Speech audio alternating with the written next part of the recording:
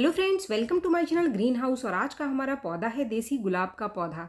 बारिश जैसे ही शुरू होती है हमारा देसी गुलाब का पौधा बहुत ही बढ़िया ग्रोथ लेता है और फूल निकालना शुरू कर देता है। लेकिन अगर आपके पास देसी गुलाब का पौधा है और उसने अभी नई ग्रोथ निकालना शुरू नहीं किया है तो आपको उसके ऊपर काम कैसे करना है, उसकी केयर कैसे करनी है, उसको कौन सा खाद देना है जिससे कि बारिश में आपका देसी गुलाब का पौधा फूलों से भर जाएगा। इसके साथ ही मैं आज की इस वीडियो में मैं आपको बताने वाली हूँ कुछ ऐसे पॉइंट्स, देसी गुलाब और हाइब्रिड गुलाब के बीच का कुछ अंतर। इसके साथ ही एक बहुत इंपॉर्टेंट पॉइंट कि इस समय देसी गुलाब की कटिंग को आप कैसे ग्रो करें। तो चलिए वीडियो को आगे बढ़ाते हुए सबसे पहला पॉइंट, जो केयर है, चाहे गुलाब का किसी भी वैरायटी का पौधा हो, इस समय आप उसको बारिश के पानी में ज़रूर रखें। बारिश के पानी में अगर आप रखेंगे तभी ये नई ग्रोथ लेना शुरू करेगा। अगर अभी तक आपने अपने देसी गुलाब के पौधे को या फिर चाहे वो हाइब्रिड गुलाब है आपका, उसको अपने शेड में रखा है, तो बारिश अगर होनी शुरू हो चुकी है आपके एरिया में तो आप इसको बारिश के पानी में ज़रूर रखें, क्योंकि जो बारिश का पानी है वो गुलाब के पौधे के लिए बहुत ही बढ़िया काम करता है। और जैसे ही बारिश का पानी गुलाब के पौधे के ऊपर पड़ता है तो ये नए पत्ते निकालना शुरू कर देता है। गर्मियों में जो टहनियाँ बहुत ही ज़्यादा सख्त हो गई थी वो मॉइस्ट हो जाती हैं और तेज़ी से नई ग्रोथ निकालती हैं और फूल देना भी देसी गुलाब शुरू कर देता है, जैसे कि आप मेरे देसी गुलाब के पौधे को देख रहे हैं। लगभग मेरे सभी देसी गुलाब के पौधों में बहुत ही बढ़िया ग्रोथ आ चुकी है और फ्लावरिंग भी आनी शुरू हो गई है। इसके साथ दूसरा पॉइंट, अगर आप देसी गुलाब का नया पौधा नर्सरी से खरीदना चाहते हैं तो इस समय देसी गुलाब के पौधे बहुत ही हेल्दी कंडीशन में मिलते हैं। तो आप चाहें तो देसी गुलाब का नया पौधा खरीद करके उसको रिपोर्ट कर सकते हैं, लेकिन रिपोर्ट करते समय ध्यान रखें कि बस आप उसका रूट बॉल ना तोड़ें। यानी जिस भी ग्रो बैग में आपने खरीदा है उसको बस पॉलीथीन को आप हटाना, कोशिश करना कि जो जड़ें हैं उसकी कम से कम डैमेज हो। जब भी जड़ें डैमेज होती हैं तो हमारा प्लांट रिपोर्ट करने के बाद ख़राब होना शुरू हो जाता है। तीसरा पॉइंट, अगर आपके पास पुराना पौधा है तो आप उस पौधे की अभी रिपोर्टिंग ना करें, आप उसको उसी पॉट में लगे रहने दो। बस पॉट में ही आपको काम करना है। रिपोर्टिंग करने का जो सही समय है वो है अगस्त के बाद का, तो आप पुराने पॉट में ही उसको लगे रहने दो। चौथा पॉइंट, आप किसी भी तरीके की बहुत ज़्यादा प्रूनिंग अपने पौधे के अंदर अभी ना करो, क्योंकि बारिश हो रही है। बारिश में अगर बहुत ज़्यादा आप कटाई छटाई करते हैं तो फंगस लग जाता है, जिसकी वजह से डाईबैक की समस्या आनी शुरू हो जाती है। तो अगर ज़रूरी है, कोई ब्रांच बहुत ज़्यादा सूख चुकी है तो उसको आप काट दो, लेकिन अगर कोई हरी ब्रांच है, मोटी ब्रांच है, तो आप उसको अभी बिल्कुल भी ना काटें।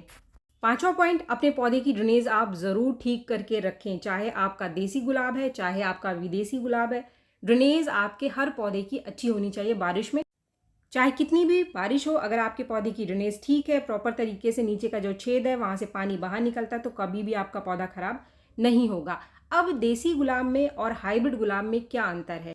सबसे पहला पॉइंट, जो हमारा हाइब्रिड गुलाब होता है वो ज़्यादा सेंसिटिव होता है, यानी उसके ख़राब होने के चांसेस बहुत ज़्यादा रहते हैं। जैसे ही कोई कीड़ा और फंगस लगा, हाइब्रिड गुलाब खराब होना शुरू हो जाता है। लेकिन जो देसी गुलाब होता है वो कम सेंसिटिव होता है और बहुत ही कम ऐसे चांसेस होते हैं जब देसी गुलाब खराब हो। देसी गुलाब सिर्फ एक ही वजह से खराब होता है, जब आपके पौधे की जो ड्रेनेज है वो ठीक नहीं है, मिट्टी में फंगस लगा है, पानी प्रॉपर तरीके से नहीं निकल रहा है। दूसरा पॉइंट, देसी गुलाब पूरे साल अच्छी फ्लावरिंग करता है अगर आप इसका ध्यान रखते हैं। बस मौसम का थोड़ा सा असर पड़ता है इसके ऊपर। इसके फूलों का साइज गर्मियों में छोटा हो जाता है, लेकिन गर्मियों में भी ये फूल देता रहता है। तीसरा जो अंतर है, देसी गुलाब के अंदर कोई भी ग्राफ्टिंग नोड नहीं पाया जाता है, क्योंकि जो देसी गुलाब है इसको कटिंग से ग्रो किया जाता है। तो इसीलिए देसी गुलाब के अंदर कोई भी ग्राफ्टेड नोड नहीं होता है, जिसकी वजह से इसकी मिट्टी में आपको कोई भी सकर ब्रांच नहीं मिलेगा। तो इस चीज़ का आप ध्यान रखिए कि देसी गुलाब में कोई भी सकर ब्रांच या फिर जंगली ब्रांच नहीं निकल करके आती है। चाहे कहीं से भी ब्रांच निकल करके आए, सारी ब्रांच असली ब्रांच होती है। अब देसी गुलाब से संबंधित एक बहुत इंपॉर्टेंट पॉइंट, कि बारिश में आप देसी गुलाब की कटिंग को ग्रो कर सकते हैं, क्योंकि बारिश में देसी गुलाब बहुत ही बढ़िया ग्रोथ लेना शुरू कर देता है, तो इसकी कटिंग भी आसानी से लग जाती है। इसकी कटिंग को लगाना कैसे, आप चलिए देखते हैं। देसी गुलाब की कटिंग हाइब्रिड गुलाब की कटिंग से ज़्यादा आसानी से लगती है, क्योंकि ये ज़्यादा हार्डी होती है।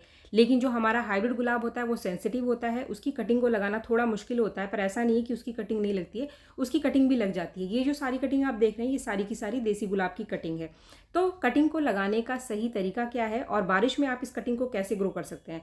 तो सबसे पहले तो आपको कटिंग चाहिए। देसी गुलाब की कटिंग को लेते समय आप एक चीज़ का ध्यान रखना कि ज़रूरी नहीं है कि जो कटिंग है वो सीधी हो और जो ब्रांच हो वो मोटी हो। आप अनइवन कटिंग भी ग्रो कर सकते हैं, यानी टेढ़ी मेढ़ी जो कटिंग है उसको भी लेकर के ग्रो कर सकते हैं। बस एक चीज़ का आप ध्यान रखना कि जितनी भी कटिंग आप लेंगे ऊपर का जो हिस्सा हो वो डेड हो, यानी कोशिश करें कि आप वो कटिंग ले जिसकी अभी अभी फ्लावरिंग हुई है और फूल सूख चुका है। तो चलिए देखते हैं, मैंने कुछ कटिंग्स ले ली है और मैंने किस तरीके की कटिंग ली है वो मैं आपको दिखा रही हूँ। तो आप देख सकते हैं कि जो मेरी कटिंग है वो बहुत ज़्यादा मोटी नहीं है, पतली पतली कटिंग है और टेढ़ी मेढ़ी कटिंग है। बस मैंने जो भी कटिंग ली है इसके जो ऊपर का हिस्सा है इसके ऊपर कोई कट नहीं लगाया है, और मैंने जितनी भी कटिंग ली है अभी फूल आकर के सूखा है। जो सूखा फूल है उसको भी मैंने कट नहीं किया है, ऐसे ही छोड़ दिया है। कोई ऐसी ब्रांच है जो कि ऊपर से डेड है, यानी ऊपर से कोई ब्रांच नहीं आ रही है, तो आप ऐसी कटिंग को भी ले सकते हैं। यानी कि ऊपर से आपको कटिंग में कोई भी कट नहीं लगा। आप हाइब्रिड गुलाब की कटिंग को लगाते समय भी यही प्रोसेस कर सकते हैं। इससे होता क्या है कि ऊपर से हमारी कटिंग खराब नहीं होती है, ऊपर से किसी भी तरीके का कोई फंगस नहीं लगता है। अब कंटेनर लेते समय ये देखिए आप, मैंने लिया है एक प्लास्टिक का कंटेनर जिसमें मैंने नीचे छेद पहले ही बना लिया है। कुछ इस तरीके से ग्रो कर सकते हैं आप। एक ही कंटेनर के अंदर मैंने कई सारी कटिंग लगाई थी। आप कोशिश करें कि कोई भी बड़ा गमला ना ले, जैसे कि मैंने ये वाला लिया था और उसमें मैंने कई सारी कटिंग लगाई थी जिसमें कि काफ़ी सारी लग चुकी हैं। लेकिन जब आप इस कटिंग को हटाओगे, जो गमले वाली कटिंग है, तो उससे जड़ें डैमेज होती हैं और रिपोर्ट करने के बाद वो ख़राब हो जाती हैं। तो आप इस तरीके से अगर प्लास्टिक का कंटेनर लेते हो तो उसको हम काट करके सीधे ही बिना रूट बॉल को तोड़े आप उसको रिपोर्ट कर सकते हैं। इससे आगे जाकर जो हमने कटिंग लगाई हमारी कटिंग ख़राब नहीं होती है। लेकिन जो हम कटिंग को अलग अलग सेपरेट करके लगाते हैं तो इससे जड़ें खराब होने के चांसेस बने रहते हैं। अब रूटिंग हार्मोन के लिए जो सबसे बढ़िया तरीका है वो है एलोवेरा जेल का। एलोवेरा सबसे बढ़िया रूटिंग हार्मोन का काम करता है, फंगीसाइड का काम करता है। अब जो मैंने कंटेनर लिया है आप देख सकते हैं, इसके अंदर मैंने कोकोपीट लिया है। कोकोपीट में कटिंग बहुत ही बढ़िया ग्रो होती है, क्योंकि जो कोकोपीट है वो बहुत ज़्यादा पानी को सोख करके नहीं रखता है और मॉइस्ट बना रहता है, तो जड़ें आसानी से निकल करके आती है। कोकोपीट पोरस होता है। सिर्फ कोकोपीट का इस्तेमाल किया है मैंने, और 1 चम्मच जो मैंने एलोवेरा लिया था उसी का जेल निकाल करके इसके अंदर मैंने डाल दिया है, ताकि जो मेरी कटिंग है उसको बढ़िया मात्रा में रूटिंग हार्मोन्स मिल जाए। अब जो आपने मीडिया लिया है, यानी कोकोपीट को आप पहले ही गीला कर लो, यानी कटिंग को लगाने से पहले ही आप मीडिया को गीला कर लो। चाहे कोई भी मीडिया आप ले रहे हो, अगर आप मिट्टी ले रहे हैं तो आप भुरभुरी मिट्टी का इस्तेमाल करना, और प्रोसेस आपको कुछ ऐसे ही रखना है। आप देख सकते हैं कि मैंने जितना पानी डाला, पानी इसने अपने अंदर सोख करके नहीं रखा। पानी कोकोपीट आसानी से निकाल देता है। अब एक ही कंटेनर में मैं कई सारी कटिंग लगा रही हूँ, क्योंकि होता क्या है कि हमारी ज़रूरी नहीं है कि सारी की सारी कटिंग लग जाए। कुछ लग सकती हैं और कुछ ख़राब भी हो जाती हैं, तो इसीलिए मैंने सिर्फ एक ही कंटेनर में ये 4 कटिंग लगा दी। अब लगाने के बाद इसको आपको सेमी शेड में रखना है। बारिश का फ़ायदा आप कैसे ले सकते हैं, इस कटिंग को आप ऐसी जगह पे रखना जहाँ पर जो बारिश का हल्का हल्का सा बौछार है वो इसके ऊपर पड़ता रहे। तो ये जो कटिंग है ऊपर से मॉइस्ट बनी रहेगी, क्योंकि हमने ऊपर से काटा नहीं है तो फंगस भी नहीं लगेगा, ऊपर से कटिंग मॉइस्ट भी रहेगी, और इससे आपकी कटिंग लगने के चांसेस बहुत ज़्यादा रहते हैं। तो इस तरीके से आप बारिश में देसी गुलाब की कटिंग को ग्रो कर सकते हैं। अगर आपके पास देसी गुलाब है तो इस प्रोसेस को आप ज़रूर करो, और कटिंग से देसी गुलाब के पौधे बहुत ही आसानी से आप घर पर बना सकते हैं। अब आखिरी जो हमारा पॉइंट है वो है फर्टिलाइज़र का, कि अगर आपका देसी गुलाब फूल नहीं दे रहा है या फिर आपका देसी गुलाब ग्रोथ नहीं कर रहा है, आपने बारिश के पानी में भी रखा है, तो सबसे पहले तो आप अपने पौधे का ड्रेनेज ठीक कर लेना। हो सकता है कि आपके पौधे की ड्रेनेज ठीक ना हो, मिट्टी में फंगस हो, तो पहले आप मिट्टी को शेड में रख करके सुखा लेना, तभी आगे आप कोई खाद उसको देना या फिर बारिश के पानी में रखना। अगर आपके पौधे की ड्रेनेज बिल्कुल ठीक है तो फिर आप उसको बारिश के पानी में भी रखो और खाद भी दो। अब यहाँ पर मैं आपके साथ 2 तरीके के खाद शेयर कर रही हूँ, क्योंकि काफ़ी सारे लोग मुझे कमेंट कर रहे हैं कि हमारा जो पौधा है वो ग्रोथ निकाल रहा है लेकिन उसके अंदर फूल नहीं आ रहे हैं। तो इसीलिए आज के इस वीडियो में मैं आपको 2 खाद बताऊंगी, इसके साथ ही फूल ना आने का मैं कारण भी आपको बताऊंगी। तो अगर आप होममेड खाद अपने गुलाब के पौधों को देते हैं तो यहाँ पर जो सबसे पहली चीज़ देसी गुलाब को आप डालोगे वो है चाय की पत्ती। ये मैंने डाला है इस्तेमाल चाय की पत्ती। मान लीजिए हमारे पास कोई कंपोस्ट नहीं है और हमें चाय की पत्ती का ज़्यादा इस्तेमाल करना है, ज़्यादा न्यूट्रिशन देना है, तो फिर यूज्ड टी का आपको इस्तेमाल करना है। यानी जो चाय की पत्ती चाय की छन्नी में बच जाती है उसको धो करके सुखा करके अच्छे से उसका इस्तेमाल यहाँ पर आपको करना है। मैंने 3 चम्मच चाय की पत्ती दिया। इसके साथ यहाँ पर मैं दे रही हूँ एक और चीज़, इसको देना बहुत ज़रूरी है, तभी आपके पौधे को फास्फोरस भी मिलेगा और आपका पौधा फ्लावरिंग करेगा। ये उन लोगों के लिए खाद मैं बता रही हूँ जो सिर्फ होममेड फर्टिलाइज़र का इस्तेमाल करते हैं। जो मैंने यहाँ पर केले के छिलके का पाउडर दिया है वो मैंने दिया है 2 चम्मच 3 चम्मच चाय की पत्ती के साथ। अब यहाँ पर एक तीसरी चीज़ आपको डालना इस समय बारिश में बहुत ज़रूरी है। ये जो चीज़ आप देख रहे हैं ये है नीम खली का पाउडर।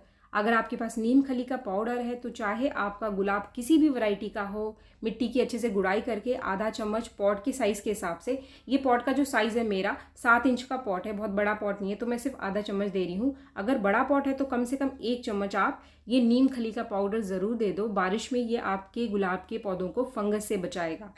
फ्रेंड्स, अगर आपके पास बहुत सारे पौधे हैं तो मैं आपको बोलूँगी कि आप नीम खली का पाउडर ज़रूर खरीदें। बहुत ज़्यादा महंगा नहीं है, 200 रुपये के आसपास ये 1 किलो के करीब मिल जाता है। और अगर एक बार आप ख़रीद लोगे तो इस पूरे सीज़न आप बहुत सारे पौधों में इस्तेमाल कर पाओगे। लेकिन अगर आपके पास नीम खली का पाउडर नहीं है तो आप इसकी जगह नीम के पत्तों का इस्तेमाल करें। नीम के पत्तों को सुखा करके उसका मोटा मोटा पाउडर बना करके भी आप दे सकते हैं।